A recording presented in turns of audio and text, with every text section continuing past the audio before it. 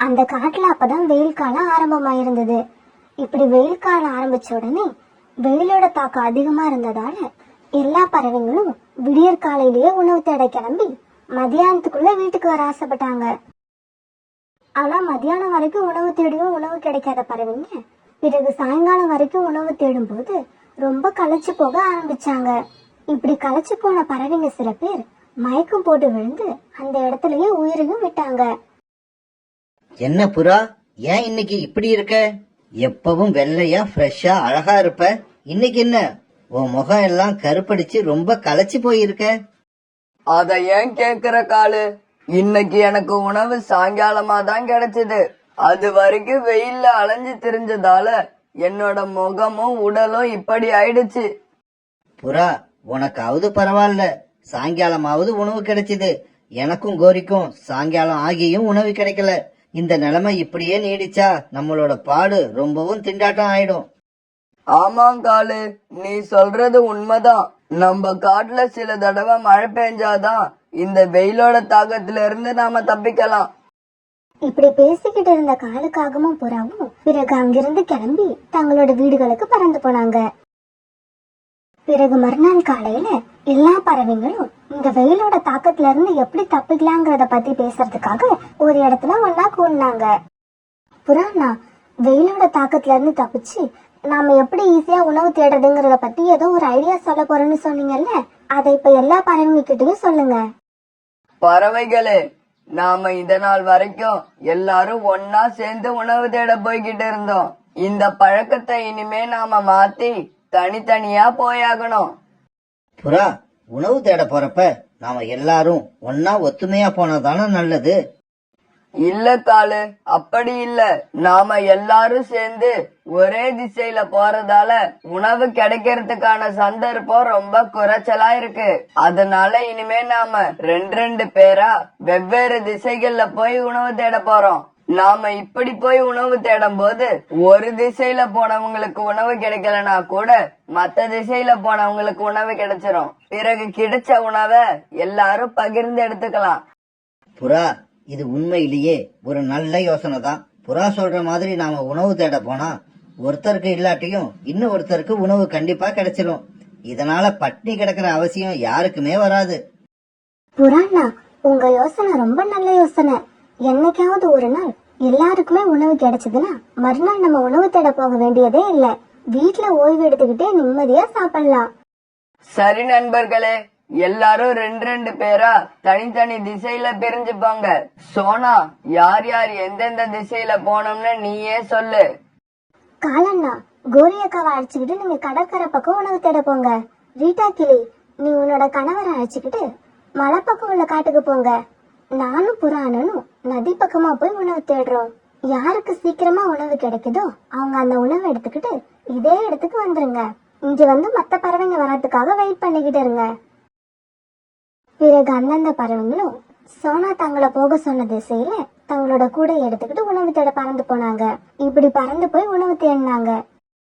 சோனா, அங்க பாரு, என் கண்ணுக்கு ஏதோ அங்க திராட்சை தோட்டம் இருக்கிற மாதிரி தெரியுது. ஆமா புறாண்ணா, எனக்கும் அப்படிதான் தோணுது. வாங்க அங்க போய் பாப்போம். இவங்க அங்க போய் பார்த்தப்ப உண்மையிலேயே அங்க திராட்சை தான் இருந்தது. பிறகு சோனா குருவியும் புறாவும் அங்க இருந்த எல்லா திராட்சையும் தங்களோட கூடையில பறிச்சு போட்டுக்கிட்டாங்க. புறாண்ணா, நமக்கு இந்த திராட்சை இன்னைக்கு சீக்கிரமாவே கிடைச்சிருச்சு. இப்ப நம்ம கிட்ட நிறைய டைம் வேற இருக்கு. அதனால இன்னும் கொஞ்ச நேரம் நம்ம உணவு தேடி பார்ப்போம். இப்படி பேசிக்கிட்டே புறாவும் சோனா குருவியும் மறுபடியும் உணவு தேட போனாங்க. காலேஜி, என் கண்ணுல என்னவோ எந்த உணவும் தென்படல. கோரி, இப்படி ஒரு மரத்துக்கு கீழே நல்ல நிழல்ல உக்காந்துகிட்டு என் கண்ணுக்கு எந்த உணவும் தென்படலன்னு சொன்னா என்ன அர்த்தம்? பறந்து பறந்து 4 இடத்துக்கு போய் அலைஞ்சாதான் உணவு கண்ணுல தென்படும். இப்படி ஒரே இடத்துல உக்காந்து இருந்தா எப்படி? காலேஜி, அடிக்கிற வெயில்ல இந்த மரத்தோட நிழல்ல உட்கார்ந்து இருக்கிறது எவ்வளவு சுகமா இருக்கு. எனக்கு என்னவோ இந்த மரத்து நிழலை விட்டு எங்கேயும் போகவே பிடிக்கல. அப்ப சாயங்காலம் எல்லா பறவைகளும் ஒன்னா சேர்றப்ப நாம மட்டும் எப்படி வெறும் கூடைய தூக்கிக்கிட்டு அங்க போய் நிக்கிறது? காலேஜி, நான் என்ன சொல்றேன், இந்த மரத்தோட நிழல்லையே நம்ம 2 பேரும் படுத்து தூங்குவோம். சாயங்காலம் நம்ம போக வேண்டிய நேரம் வரும்போது எம்டி கூடைய தூக்கிக்கிட்டு போவோம். சோனா, புறா, கிளி இவங்க எல்லாருமே நல்ல உழைப்பாளிங்க. எப்படி இருந்தாலும் உணவு தேடிக்கிட்டு தான் வருவாங்க. அப்படி வர்றவங்க நமக்கான பங்கை நம்ம கிட்ட கொடுத்துதானே ஆகணும். நாம அதை எடுத்துக்கிட்டு போய் வீட்டுல வச்சு சாப்பிட்டுட்டு நிம்மதியா படுத்து தூங்கலாம். கோரி, நாம இங்க படுத்து ஓய்வு எடுக்கிறத மத்த பறவைங்க பாத்துட்டாங்கன்னா? எப்படி காலேஜி பார்க்க முடியும்? எல்லா பறவைகளும் வெவ்வேறு திசையில தானே போக போறாங்க. நீ சொல்றதும் சரிதான் கோரி. ஆனா நான் என்னமோ என்னோட வாழ்க்கையில இன்னைக்குதான் முதல் முறையா கொஞ்சம் உணவு தேடி என்னோட உடம்புக்கு கொஞ்சம் வேலை கொடுக்கலான்னு நினைச்சேன். நீ அதையும் கெடுத்துட்ட.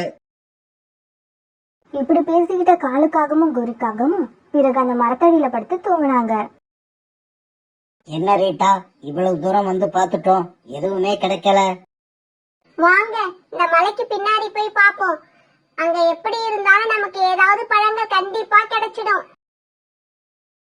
பிறகு அவங்க அந்த மலையை தாண்டி அந்த பக்கம் போய் பார்த்தாங்க. அங்க அவங்களுக்கு கொஞ்சம் இனிப்பு பழங்கள் கிடைச்சது. அப்பாடா, நமக்கு இந்த பழங்களாவது கிடைச்சதே. மத்த பறவைகளுக்கெல்லாம் உணவு கிடைச்சதா என்னவோ தெரியல. ரீட்டா, சரி கிளம்பு, நாம திரும்ப வேண்டிய நேரம் வந்துருச்சுன்னு நினைக்கிறேன். இப்படி பேசிக்கிட்ட இவங்க காலையில கிளம்புன இடத்துக்கு இப்ப பறந்து போனாங்க. இவங்க அங்க பறந்து போனப்ப இவங்களுக்கு முன்னாடியே சோனா குருவியும் புறாவும் வந்து காத்திருந்தாங்க. கோரி, எழுந்துரு, சீக்கிரமா எழுந்துரு. சாயங்காலம் ஆயிடுச்சு. இந்நேரம் அங்க எல்லா பறவைகளும் வந்திருப்பாங்கன்னு நினைக்கிறேன். என்ன காலேஜி, அதுக்குள்ள சாயங்காலம் ஆயிடுச்சா? தூங்கி எந்திரிச்ச உடனே எனக்கு ரொம்ப பசிக்குது. இன்னைக்கு அங்க சாப்பிடறதுக்கு என்ன கொடுக்க போறாங்கன்னு வேற தெரியல. இப்படி பேசிக்கிட்டு கோரிக்காகவும் காலுக்காகவும் கூட பறந்து போச்சு. நண்பர்களே, நாங்க தூர தூரமா பறந்து போய் ரொம்ப களைச்சு போயிட்டோம். நாங்க உணவு தேடாத இடமே இல்ல. இருந்தாலும் பாருங்க, எங்களுக்கு எந்த உணவுமே கிடைக்கல. இந்த மாதிரி வெயில்ல பறந்து பறந்து எங்க 2 பேருக்கும் தலைவலியே வந்துடுச்சு. கோரி அக்கா, அதனால நீங்க ஒண்ணும் கவலைப்படாதீங்க. இதோ நான் எடுத்துட்டு வந்த திராட்சை இருக்கு, ரீட்டா எடுத்துட்டு வந்த இனிப்பான பழங்கள் இருக்கு. இதுல கொஞ்சம் கொஞ்சம் எடுத்துட்டு போய் நீங்களும் காலானனும் உங்களோட பசிய போக்கிக்குங்க. இப்படி சொன்ன சோனா குருவி கோரியோட கூடையில கொஞ்சம் திராட்சை பழங்களை எடுத்து போட, ரீட்டா கிளி தன்னோட இனிப்பான பழங்களையும் அதுல போட்டுது. பிறகு எல்லா பறவைகளும் தங்களோட பழங்களை எடுத்துட்டு தங்களோட வீடுகளுக்கு பறந்து போனாங்க. காலேஜி, இந்த கோரியோட ஐடியாவை பாத்தீங்களா? வெயில்ல அங்கேயும் இங்கேயும் அலையாம அந்த பெரிய மரத்தோட நிழல்ல நல்லா ஓய்வும் எடுத்தோம். இதோ இந்த சுவையான பழங்களை சாப்பிடவும் போறோம். கோரி, நீ சொல்றது உண்மைதான். இன்னைக்கு எனக்கு ரொம்ப சந்தோஷமா இருக்கு. இனிமே தினமும் இப்படியே பண்ண வேண்டியதுதான். நாம இப்படி அவங்கள ஏமாத்துறது அவங்களுக்கு எப்பவும் தெரிய போறதே கிடையாது. மறுநாளே காலும் குரு உணவு தேடி கிளம்புனாங்க. ஆனா போன இடத்துல உணவு தேடாம நல்ல நிழல் கொடுக்கற மரத்தடியா பார்த்து அங்க படுத்து தூங்குனாங்க. பிறகு சாயங்காலம் ஆன உடனே எல்லா பறவைங்களும் கூடுற இடத்துக்கு வந்தாங்க. சோனா, எங்களுக்கு இன்னைக்கும் எந்த விதமான உணவும் கிடைக்கல. நாங்களும் எவ்வளவோ பறந்து கஷ்டப்பட்டு பார்த்துட்டோம். பறந்து பறந்து ரெக்கைகள்ல வலி வந்ததுதான் மிச்சம். யாரும் நம்ம மேல சந்தேகப்படக்கூடாதுங்கிறதுக்காக கோரிக்காக மத்த பறவைங்களுக்கு எதிர்க்க இப்படி ஒரு டிராமாவை போட ஆரம்பிச்சது. சோனா, தினமும் நாங்க உணவு எடுக்காம வந்து உங்க உணவு பங்கு போட்டுக்கிறதுல எனக்கு விருப்பம் இல்ல. அதனால இன்னைக்கு எங்களுக்கு யாரும் உணவு கொடுக்க வேண்டாம். இனிமே எங்களுக்கு எப்ப உணவு கிடைக்குதோ நாங்க அப்பவே சாப்பிட்டுக்கிறோம். கோரி, என்ன இப்படியெல்லாம் பேசுற? நாம எல்லாரும் நண்பர்கள். ஒருத்தருக்கு கஷ்டம் வரப்ப மத்தவங்க அவங்களுக்கு உதவி செய்யணும். ஆமா கோரி அக்கா, நீங்க யார்கிட்ட இருந்து உணவு வாங்குறீங்க? உங்களோட நண்பர்கள் கிட்ட இருந்து தானே உணவு வாங்குறீங்க. இதுல கூச்சப்படுறதுக்கு ஒண்ணுமே இல்ல. இப்படி சொன்ன சோனா பழையபடியே கோரிக்காகத்தோட கூடையில பழங்களை போட்டு அனுப்பி விட்டது. இப்படியே சில நாட்கள் நகர்ந்துச்சு. பிறகு ஒரு நாள் உணவு இல்லாம தங்களோட இடத்துக்கு வந்த காலுக்காகத்துக்கும் கோரிக்காகத்துக்கும் உணவு கொடுத்து அனுப்பின மற்ற பறவைகள் இப்படி பேச ஆரம்பிச்சாங்க. பறவைகளே, எனக்கு என்னவோ தினமும் உணவு கிடைக்கலன்னு சொல்லிட்டு இங்க வர காலுக்காக மேலயும் கோரிக்காக மேலயும் ரொம்ப சந்தேகமா இருக்கு. இது சரிதான். என்னைக்கோ ஒரு நாள் உணவு கிடைக்கலன்னா ஒத்துக்கலாம். ஆனா தினம் வெறும் கையோட வர்றதை எப்படி ஒத்துக்க முடியும்? ஆமா ஆமா, எனக்கு கூட இப்ப இந்த சந்தேகம் வருது. அவங்க சொல்றது உண்மையா இல்லையான்னு எப்படி கண்டுபிடிக்கிறது? புறாண்ணா, வேணும்னா ஒரு நாள் நம்ம அவங்க பின்னாடியே போய் பார்ப்போம். அப்ப அவங்க சொல்றது உண்மையா இல்லையான்னு நமக்கு தெரிஞ்சிரும். இப்படி பேசிக்கிட்ட இவங்க பிறகு தங்களோட வீடுகளுக்கு பறந்து போனாங்க. பிறகு மறுநாள் காலையில அந்த இடத்துக்கு வந்த பறவைங்க எல்லாம் உணவு தேட போகாம காலுவும் கோரியும் போற திசையில அவங்க பின்னாடியே பறந்து போனாங்க. காலுஜி, இன்னைக்கு நாம 2 பேரும் ரொம்ப லேட்டா தான் போகணும். ஆமாங்கோரி, அப்பதான் நாம மத்த பறவைங்க கிட்ட நாங்க ரொம்ப தூரம் தூரமா போய் உணவு தேடி பார்த்தோம், ஆனா உணவே கிடைக்கல அப்படின்னு போய் சொல்லலாம். பாத்தீங்களா, இந்த காகங்கள் இத்தனை நாளா நம்மள எப்படி ஏமாத்திக்கிட்டு இருந்திருக்காங்கன்னு. நான் இப்பவே போய் இவங்க 2 பேருக்கும் 4 அறை விட போறேன் பாருங்க. புறாண்ணா, அப்படி செய்யாதீங்க. இன்னைக்கு சாயங்காலமும் நம்ம உணவு கொடுப்போம்னு நினைச்சு வெறும் கூடையோட வருவாங்கல்ல, அப்ப இவங்களுக்கான தண்டனையை கொடுப்போம். இன்னைக்கு கிடைக்கிற உணவை எல்லாரும் அவங்கவுங்க வீட்டுல கொண்டு போய் வச்சுட்டு வெறும் கூடையை எடுத்துக்கிட்டு நம்ம இடத்துக்கு வருவோம். ஒரு நாள் பூரா சாப்பிடாம பட்டினி கிடந்தாதான் இந்த காகங்களுக்கு புத்தி வரும்.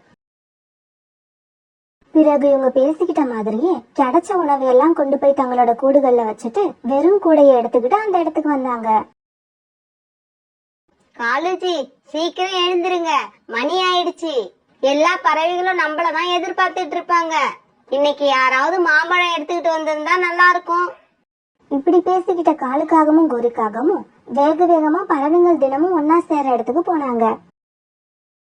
என்ன இது, உங்க எல்லார் கூடயும் காலியா இருக்கு? வழக்கமா நீங்க பழங்களும் திராட்சையும் கொண்டு வருவீங்களே, இன்னைக்கு என்னாச்சு உங்களுக்கு எல்லாம்? கோரி, நாங்களும் இன்னைக்கு எவ்வளவோ தூரம் தூரமா போய் பறந்து பார்த்தோம், எங்களுக்கு எந்த உணவுமே கிடைக்கல. ஆமா கோரி, எங்களுக்கும் அதே நிலைமைதான். காஞ்ச தானியங்கள் கூட எங்களுக்கு கிடைக்கலன்னா பாத்துக்கோய. அது எப்படி தினமும் உணவு கிடைச்ச உங்களுக்கு இன்னைக்கு மட்டும் கிடைக்காம போகும்? நீங்க சொல்றது ஒண்ணும் நம்பும்படியா இல்ல. அதுவும் இல்லாம வெறும் வயித்தோட படுத்தா எனக்கு தூக்கமே வராது. நான் இன்னைக்கு என்ன செய்ய போறேன்னே தெரியல. கோரியக்கா, தினமும் சாயங்காலம் திரும்பி வந்து எனக்கு இன்னைக்கு உணவு கிடைக்கல, எனக்கு இன்னைக்கு உணவு கிடைக்கவே இல்லைன்னு நீங்க சொன்னதை நாங்க இத்தனை நாள் நம்பணும்ல, அதே மாதிரி எங்களுக்கு இன்னைக்கு உணவு கிடைக்காத நீங்க நம்பிதான் ஆகணும். பிறகு இப்படி சொன்ன பறவைங்க எல்லாம் தங்களோட வீடுகளுக்கு பறந்து போனாங்க.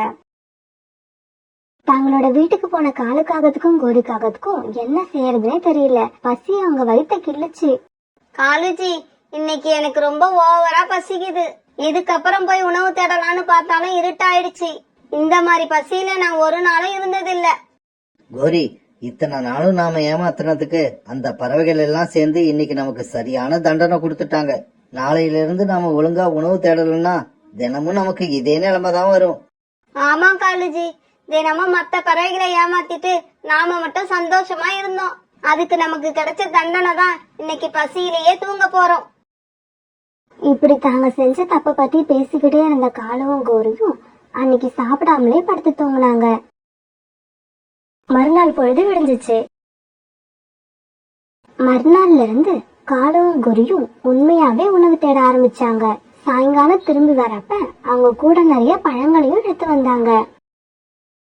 என்ன கோரி, உங்களுக்கு இன்னைக்கு மாம்பழம் கிடைக்கும்னு நாங்கெல்லாம் எதிர்பார்க்கவே இல்ல. புறாண்ணா, இன்னைக்கு கோரியாக்காவும் காலானனும் உண்மையிலேயே ரொம்ப தூரம் பறந்து போய் உணவு தேடி இருக்காங்கன்னு நினைக்கிறேன். சோனா இப்படி சொல்ல அங்க இருந்த எல்லா பறவைங்களும் இதை கேட்டுட்டு சிரிச்சாங்க. அந்த காட்டுல நிறைய பறவைகளும் நிறைய விலங்குகளும் வாழ்ந்து வந்தாங்க. அந்த பறவைகள்ல சில பேர் தங்களுக்குள்ள சொந்தமா இருந்த நிலத்துல விவசாயம் பண்ணிக்கிட்டு இருந்தாங்க.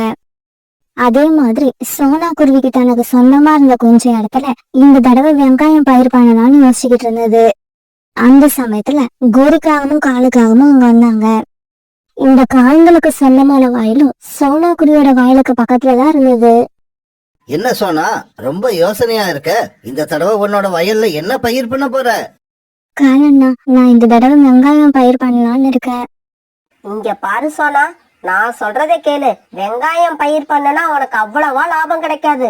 நாங்க முட்டைக்கோஸ் தான் பயிர் பண்ண போறோம். எங்கள மாதிரியே நீயும் முட்டைக்கோஸ் பயிர் பண்ணு.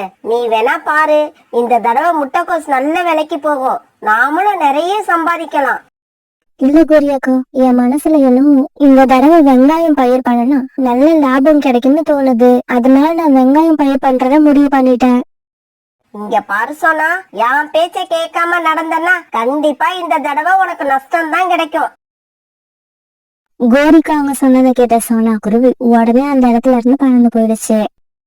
கோரி, உன் மனசுல என்ன தோணுதோ அதை நீ செய்யலாம். அதே மாதிரி சோனா மனசுல என்ன தோணுதோ அதை அது செய்யட்டும். யாரையும் கட்டாயப்படுத்துற உரிமை உனக்கு கிடையாது. அப்படி இல்ல காலேஜி, ஒருவேளை சோனா குருவி வெங்காயம் பயிர் பண்ணி அதுல நிறைய லாபம் வந்துடுச்சுன்னா அத பார்க்க எனக்கு மனசு கஷ்டமா இருக்கும். அதனாலதான் நம்மள மாதிரியே முட்டைக்கோஸ் பயிர் பண்ண சொன்னேன். சோனா குருவி நான் சொல்றதை கேட்காது போல இருக்கு. இந்த தடவை சோனா குருவி அதை மனசுல நினைச்ச மாதிரி தன்னுடைய வயல்ல வெங்காயம் பயிர் பண்ணி இருந்தது. காவல அவங்க சொன்ன மாதிரி முட்டைக்கோஸ் பயிர் பண்ணியிருந்தாங்க. 2 பேர் வயலும் செடிகள் முளைஞ்சி மேல வர ஆரம்பிச்சிருந்தது. சோனா, நீ வேணா பாரு, இந்த தடவை அறுவடை முடிஞ்ச உடனே ஏண்டா முட்டைக்கோஸ் பயிர் பண்ணாம போனமோன்னு நினைச்சு ரொம்ப ஃபீல் பண்ணுவ. கோரி அக்கா, எனக்கு ஒன்றும் அந்த மாதிரி மனசு கிடையாது. எது நடந்தாலும் ஏத்துக்கிற மனப்பாக்குவம் எனக்கு இருக்கு. அதனால நான் எதை பத்தியும் கவலைப்பட மாட்டேன். இப்படியே சில நாட்கள் நகர்ந்துச்சு. தன்னோட வயலை பாக்கிறதுக்காக வந்த இந்த சோனா குருவிக்கு வெங்காயத்தை பார்த்தது ரொம்பவும் சந்தோஷமா இருந்தது.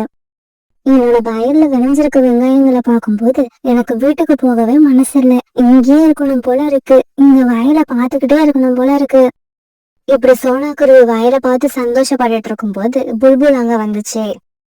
சோனா, எங்க அம்மா எங்க வீட்டுக்கு வந்தது உனக்கு தெரியும்னு நினைக்கிறேன். புல்புல் அக்கா, உங்க அம்மா வந்தது எனக்கு தெரியும். நான் கூட அவங்க பாக்குறதுக்காக உங்க வீட்டுக்கு ஒரு நாள் வந்திருந்தேன். ஆனா அப்ப நீங்க தான் வீட்டுல இல்ல. அப்படியா சோனா? எங்க அம்மா இந்த விஷயத்த கூட என்கிட்ட சொல்லல. அப்புறம் அவங்க திடீர்னு வெங்காய பகோடா சாப்பிட ஆசைப்பட்டாங்க. அதனால வெங்காயம் வாங்கறதுக்காக மார்க்கெட்டுக்கு போனேன். ஆனா விலைய கேட்டதும் அப்படியே ஆடி போயிட்டேன். அப்படியா புல்புல் அக்கா, நீங்க ஆடி போற அளவுக்கு வெங்காயம் அப்படி என்ன விலைதான் விக்குது? சோனா, போன மாசம் வரைக்கும் கிலோ 20 ரூபாய் வித்த வெங்காயம் இப்ப 60 ரூபாய் ஆயிடுச்சு. அதனாலதான் நான் வெங்காயம் வாங்காமலே திரும்பி வந்துட்டேன். வெங்காயம் விற்கிற விலையை கேட்டதும் சோனா குருவிக்கு இப்ப ரொம்பவும் சந்தோஷமா இருந்தது. புல்புல் அக்கா, இப்ப நீங்க வெங்காயம் வாங்கறதுக்கு தானே என்கிட்ட வந்தீங்க. நான் உங்களுக்கு வெங்காயம் தரேன். அதை எடுத்துட்டு போய் உங்க அம்மாவுக்கு வெங்காய பகோடா செஞ்சு கொடுங்க.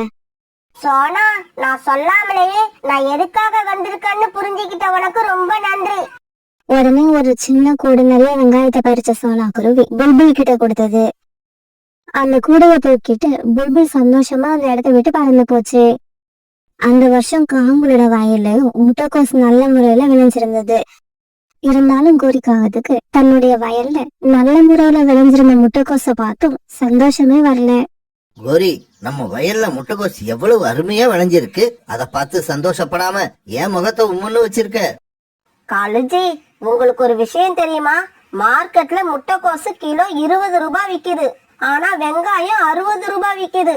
அப்படின்னா நமக்கு கிடைக்கிற லாபத்தை விட சோனா குருவிக்கு அதிகமா லாபம் கிடைக்கும். இந்த விஷயம் தெரிஞ்சதுக்கு அப்புறம் என்னால எப்படி சந்தோஷமா இருக்க முடியும்? இப்ப வரைக்கும் நம்மளை விட ஏழையா இருக்கிற சோனா குருவி இந்த ஒரே அறுவடையில பணக்காரியா மாறிடும்.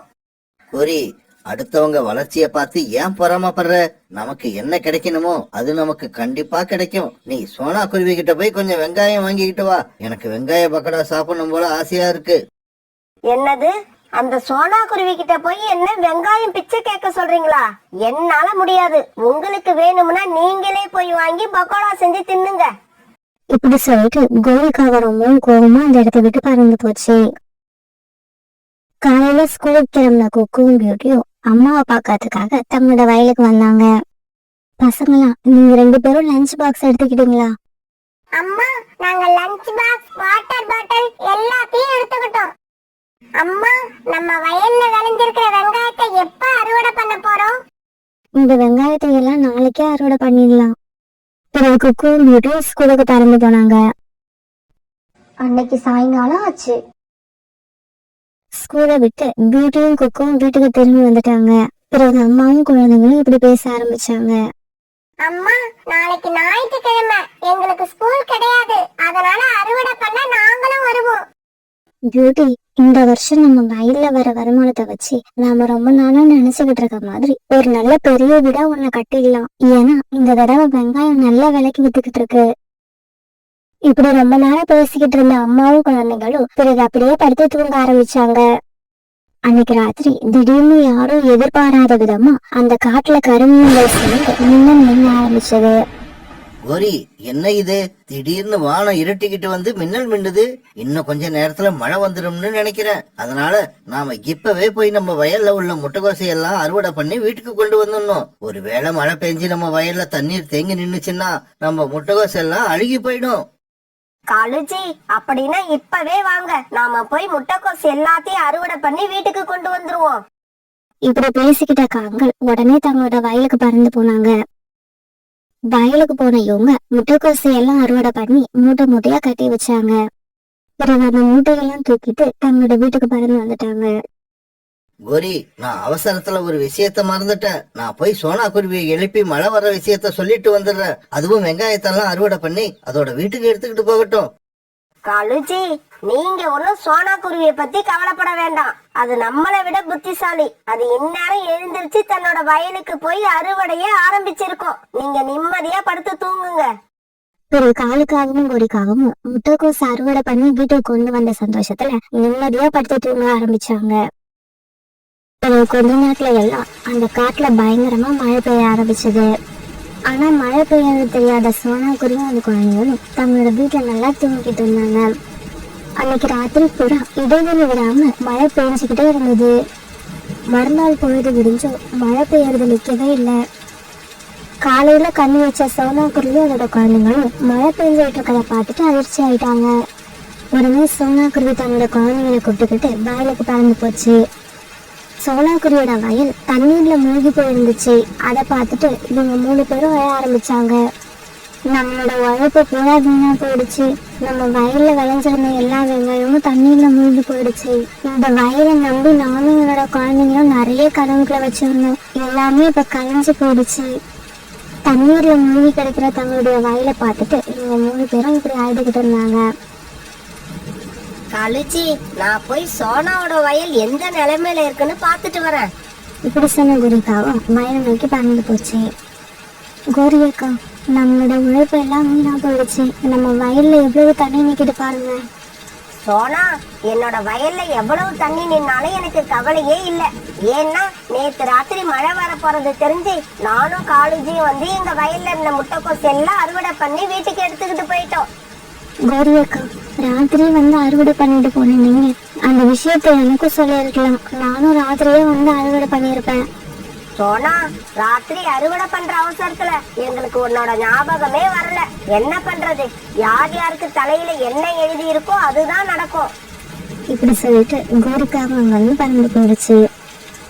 பிறகு கொஞ்ச நேரத்துல சோனா குருவியோட நண்பர்களான புறா, ரீட்டா, கிளி, புல்புல் இப்படி எல்லாரும் சோனா குருவியோட வயலுக்கு வந்தாங்க.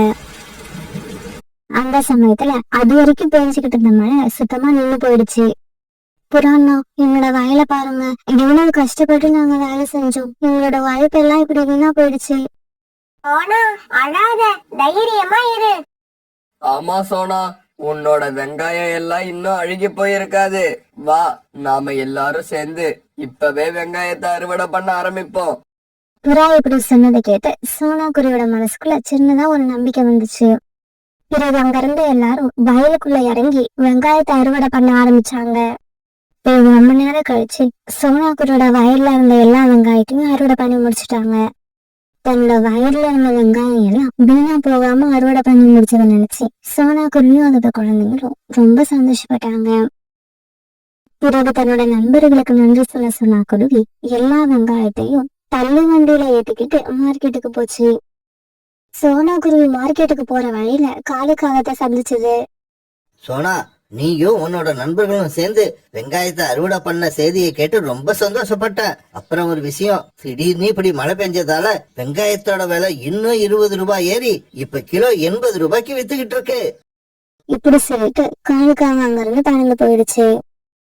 பிறகு மார்க்கெட்டுக்கு போன சோனா குருவி தன்னுடைய வெங்காயத்தை ரொம்பவும் நல்ல விலைக்கு வித்துது. இப்படி வெங்காயத்தை விற்பனை செஞ்சதுல கிடைச்ச பணத்தை எடுத்துக்கிட்டு சோனா குருவி அதோட குழந்தைங்க வீட்டுக்கு போனாங்க. மறுநாள் இந்த விஷயத்தை எல்லாம் கேள்விப்பட்ட கோரிக்காவும் ரொம்பவும் சோகமாயிடுச்சு. காலுஜி, சோனா குருவி அது நண்பர்களும் சேர்ந்து வெங்காயத்தை அறுவடை பண்ணி ரொம்பவும் நல்ல விலைக்கு வித்துட்டாங்கன்னு கேள்விப்பட்டான். அதை கேட்டதுல இருந்து எனக்கு மனசே சரியில்லை. கோரி, நல்ல எண்ணமும் நல்ல நடத்தையும் மத்தவங்களுக்கு உதவி செய்யற குணமும் உள்ளவங்கள உன்ன மாதிரி கெட்ட எண்ணம் உள்ளவங்க வேணா கைவிட்டுட்டு போகலாம். ஆனா இப்படி உள்ளவங்கள கடவுள் என்னைக்குமே கைவிட மாட்டாரு.